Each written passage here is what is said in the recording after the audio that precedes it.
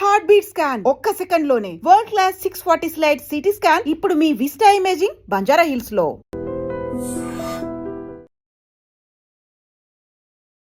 కర్నూలులో ఒక దారుణమైనటువంటి ఘటన జరిగింది.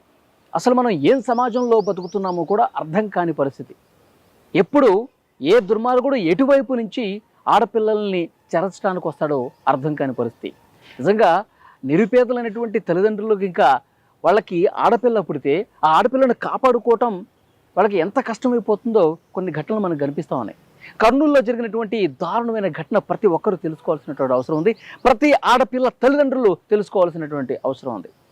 అసలు వివరాల్లోకి వెళ్తే కర్నూలు నగరానికి సంబంధించినటువంటి వ్యక్తి బోయ మహేంద్ర.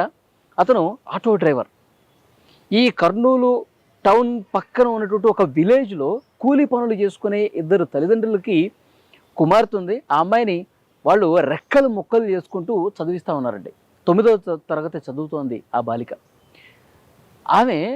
ఆమెని స్కూల్ దగ్గర డ్రాప్ చేయడం కోసం ఈ బోయ మహేంద్ర ఆటో డ్రైవర్ ఎవరైతే ఉన్నారో అతను ఆటోలో పంపిస్తూ ఉంటారు. వీళ్ళు ఉదయాన్నే స్కూల్కి అమ్మాయిని ఆటోలో పంపిస్తూ ఉంటారు.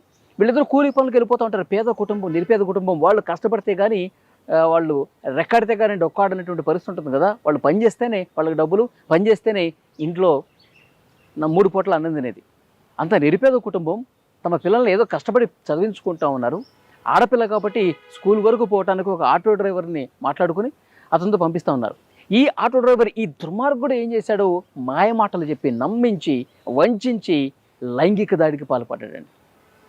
బోయ మహేంద్ర వాడి మీద నమ్మకంతో అమ్మాయిని స్కూల్ దగ్గర డ్రాప్ చేస్తాడు కదా, తెలిసినటువంటి వ్యక్తి కదా అని చెప్పి అతన్ని నమ్మి ఆ పాపని స్కూల్ దగ్గర డ్రాప్ చేయడానికి మాట్లాడుకుంటే వీడు ఆ మాటలు చెప్పి ఈ మాటలు చెప్పి ఆ ఫ్రెండ్షిప్ అని చెప్పి ఇంకొకటి అని చెప్పి లోబరుచుకొని వంచి మోసం చేశాడు, లైంగిక దాడికి పాల్పడ్డాడు.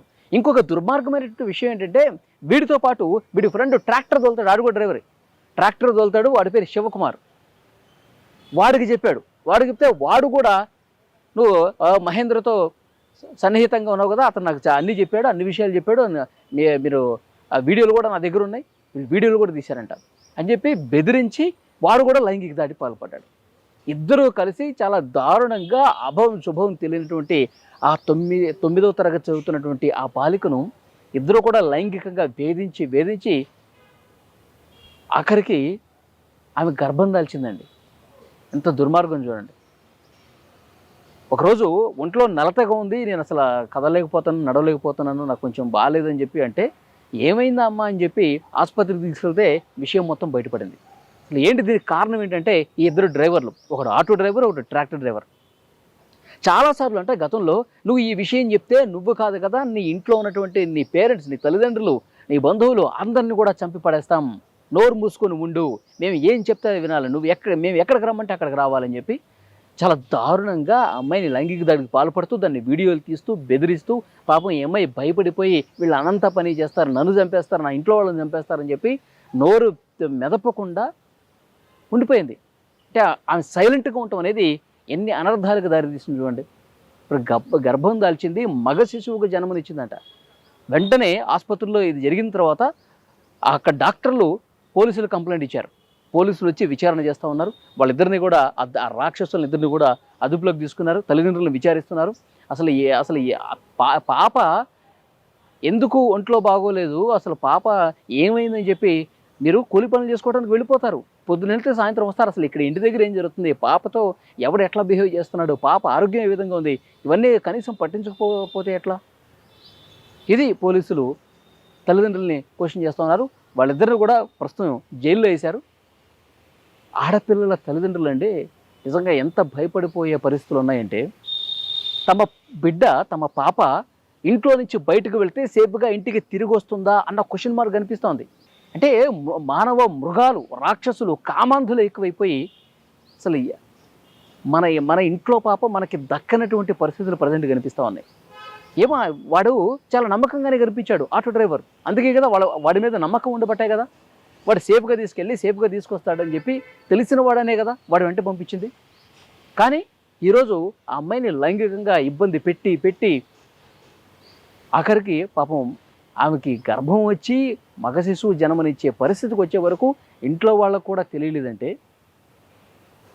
ఇక్కడ క్లియర్గా ఒకటి అర్థం చేసుకోవాల్సినటువంటి విషయం ఏంటంటే, ఈ విషయం తల్లిదండ్రులకి కొద్ది రోజుల తర్వాత తెలిసినప్పటికీ కూడా అసలు ఏమీ చేయలేనటువంటి ఒక నిస్సహాయ స్థితిలో ఏమైనా ఉండిపోయారు.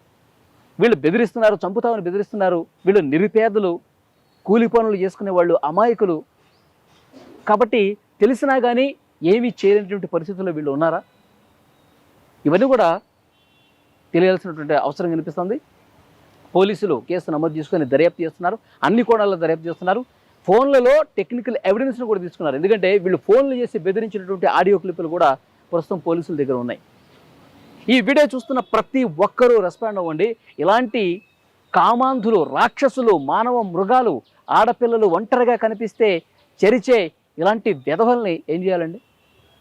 పాపం ఆ నిరుపేద తల్లిదండ్రుల అమాయకత్వాన్ని వాళ్ళు ఆసరాగా చేసుకొని పాపం అభంశుభం తెలియనటువంటి వాళ్ళ కుమార్తెని 9వ తరగతి చదువుతున్నటువంటి బాలికని తమ కామ వాంఛ తీర్చుకోవటానికి కాటు వేశారు కదా. ఇలాంటి వాళ్ళని ఏం చేయాలి? ఈ మధ్యకాలంలో మనం చూస్తూ ఉన్నాం, ఆడపిల్ల ఒంటరిగా కనిపిస్తే వాళ్ళు నిర్మానుష ప్రదేశానికి తీసుకెళ్ళి మత్తు మందులు ఇచ్చి చాలా దారుణంగా చంపేస్తూ ఉన్నారు. వాళ్ళు లైంగిక దాడికి పాల్పడటమే కాదు, ఈ విషయం ఎక్కడికైనా ఎవరికైనా చెప్తుందనే ఉద్దేశంతో కొట్టి చంపేస్తూ ఉన్నారు, కత్తులతో పొడిచి చంపేస్తూ ఉన్నారు. ఆడపిల్లలకి రక్షణ ఉందా అన్న ప్రశ్నలు కూడా తలెత్తుతున్నాయి. కాబట్టి ఇంత దుర్మార్గుల్ని, రాక్షసుల్ని కఠినంగా శిక్షించే చట్టాలు ఇంకా లేకపోవటం వల్లే ఎప్పుడైతే విషయం తెలిసిందో, ఎప్పుడైతే ఆధారాలతో సహా బయటపడిందో, ఎప్పుడైతే వాళ్ళ దగ్గర అన్ని ఎవిడెన్స్లు ఉన్నాయో కోర్టులు ప్రొడ్యూస్ చేసిన తర్వాత ఆన్ ది స్పాట్ రోజుల వ్యవధిలోనే శిక్ష పడాలి. రోజుల వ్యవధిలోనే వాళ్ళని కఠినంగా శిక్షిస్తేనే వాళ్ళకి మరణ శిక్ష కరెక్టు, ఉరి శిక్ష కరెక్టు. ఏదైనా దుర్మార్గం జరిగితే కనీసం 10 రోజుల్లోపు వాళ్ళకి శిక్ష పడి వాళ్ళని ఉరిదీస్తారా?